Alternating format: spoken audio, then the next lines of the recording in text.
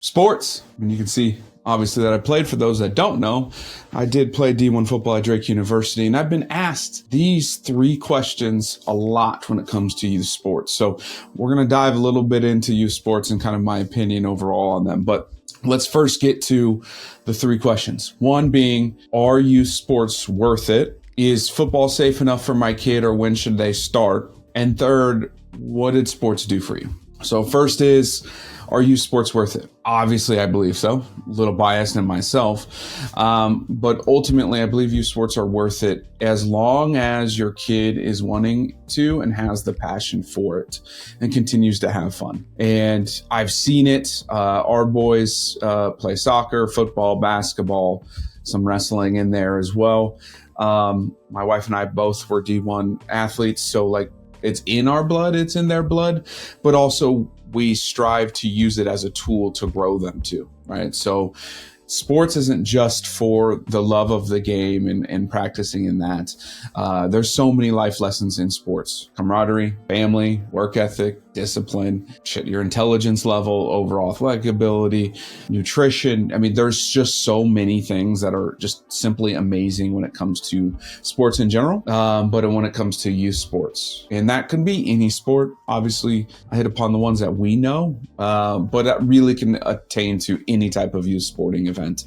Those are going to come into play. However, you got to be ready as a parent to not only take them, pay for it, all of those things, because let's be real, majority of youth sports are just a money grab. And I don't mean that they're just a money grab, but I mean that it costs a lot. The higher levels you get, the more coaching you get, etc. Sometimes they're worth it, sometimes they're not. You can see all the interwebs for all those things. People have opinions on both sides of those. We as a family we know what we want to do. We know we spend more money on it. It's important to us. It's in our blood. It's what we've done, but also we would rather spend that time and energy and money and resources on them to do this, than so for much putting into our retirement or stuff like that. And that's our opinion. That's what we decided to do. Doesn't mean that's what you need to decide to do. But all of those efforts, from a youth sports, all the things that you get to learn is mightily important for the development of our children, in my opinion.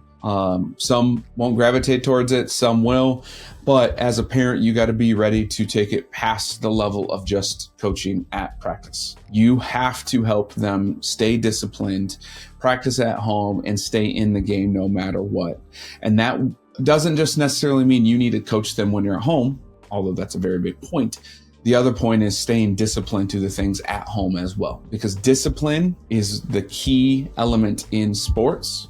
And if you're not holding them accountable to the things at home, it's then going to spill out onto the field or court or wherever. And now you're going to rely on the coaching to have to do that. And sadly enough, in today's world, coaches really don't hold the kids as disciplined and in check as I believe they should be, as my wife believes they should be, for whatever reason, right? They're softer. It's a different generation. You as parents bitch and moan that your kid's running or being disciplined, right? You have to run. You have to do those things. The second question that gets asked to me a lot is playing football safe for a child? How do you feel after all the years of playing? Those types of things. I truly believe football has become safer, specifically, since I started, right? We were taught to put head to ball, which makes your head point down a little bit. Concussions, all the research behind that has improved drastically. I'm also a proponent that kids don't need to be doing tackle football from the age of 1, 3rd grade, 4th grade. I mean, I didn't start until 5th grade, I believe, was my first time playing tackle football. And I think that's plenty fine. However, I am seeing flag football teams put pads on. I'm seeing tackle football start as 1st grade, 2nd grade, and 3rd grade. That it's pointless. You're not learning anything with pads on at that age. You're not even strong enough for the pads in general. And they're really not teaching anything. You need to be doing, flag to a degree, but you need to be doing skill sets, workouts, and those things, because football you grow into later. Right? There's not a lot of that going on. And I speak for a lot of athletes out there. There's a lot of pro athletes out there. A lot of them start later in football. And I think that is a huge proponent. Wrestling's a huge one, and soccer. Those two will help you further along. in football, in my opinion. And then you can start tackle in 5th, 6th, kind of whatever you feel comfortable with. But in my opinion, it is a safer sport. I mean, there's research out there that shows there's more concussions in soccer than there is in football. Just football, our collisions are a lot more, and you see it. They're a little more gruesome. I love the hell out of that sport, so can't really speak against that. And our son, our oldest, Lincoln, he'll be starting tackle football this fall. So it's a proponent we stand behind. As long as you're teaching safe practices, it's just fine. Every sport's going to have an injury, but you got to learn how to get through it. And then third, what did sports teach you, and where has it gotten you? I've been very, very fortunate and lucky. I've had some of the best coaches that I think are in the world, from early on in my childhood through collegiately. And they're now doing greater and better things at different levels in the collegiate or NFL ranks. So like, I got very, very lucky to have very great coaches growing up. Not everyone gets that. So little different for me, but in retrospect, looking upon it, it built me to who I am now, both physically, positively, work ethic, discipline, intelligence, all of that thing, but also it hurt me physically. I've had shoulder surgery. I've broken my thumb. I've torn my Achilles.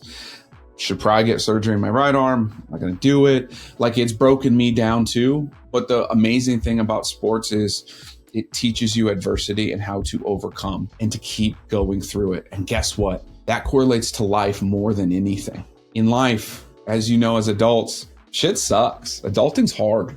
Things kick you down, put you down. You have adversity all the time. And there's only one option. You have to keep going. The thing is, do you have the ability to keep going? Are you going to rehab? Are you going to take the necessary steps to continue that path? And in sports, you have to do that when you get injured.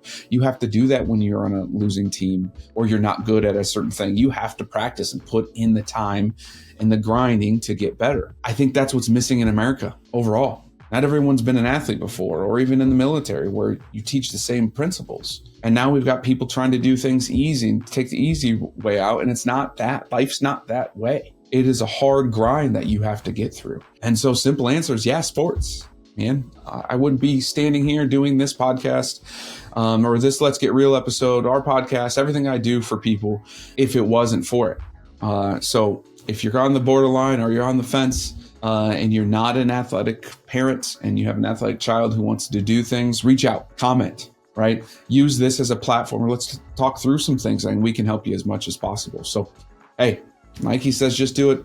Take a few steps. Just let the child happen, develop. But you have to use those things at home. It'll make you a better parent. It'll make them a better overall adult when they get there. And fundamentally, just being an athlete is one of the greatest things that's ever happened to me.